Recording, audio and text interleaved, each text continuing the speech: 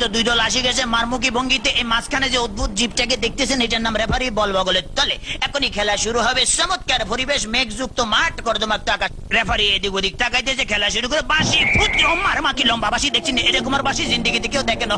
খেলা শুরু হয়ে গেছে। রেফারি বল ছাড়া তো তারা ছাড়ছে, বললে তারা ধুচ্ছে না, সামনে কোনো বল নেই, একজন আরেকজনের পিছিয়ে ধরতে আর খালি লাত্তি মারতে আছে। কি সুন্দর শারীরিক ক্ষমতা দেখছেন, খালি কাটতে চিনতে পারে। রেফারি ফরম নিশ্চিন্তে সুইংগাম চাপাইতেছে, লড়ে জরে না। এবার আবার বল বানায় সুইংগাম দিয়ে বাচ্চে, বল সুইংগামের লগে আটকে গেছে বল আর ছোটে না।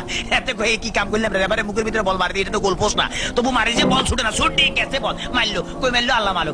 একজনের পাইছে আমা আমা, একই আলামত দেখছেন নি, বুড়ের লাগে সিঙ্গেম লাগছে, সিঙ্গেম লাগে বল লাগছে। এখন বল ছড়ে দেয় না, কি করবো? তাৎক্ষণিক ভাবে ডিসিশন চিন্তা করলে দৌড়ে, রেফারিকে দৌড়াচ্ছে, রেফারি দৌড়ে হেঁটে দৌড়ে, রেফারি দৌড়ে হেঁটে দৌড়ে, এই দৌড়াইতেছে আমা মামা মামা, রেফারি কাটতে পড়ে গেছে। কি মজা লাগলো, টেকে দিছি আমি। এবার উত্তেজিত হয়ে যেত, ডোন্ট মাইন্ড।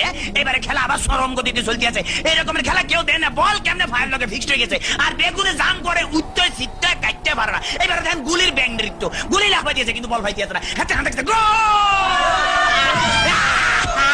ম্যাডাম দেখছি কি খেলা দেয়, আমার ম্যাডাম আর মারিয়ে না, খেলা দেন না, মার মার মার মারছে, দেখছি হ্যাক মারে দিছে কিরকম। ওরে মাগরে মাগরে বল তোর পিছনের এখন গোলে যাবে, তাড়াতাড়ি ওরে পিছনের ব্যাপো তারা দেখ।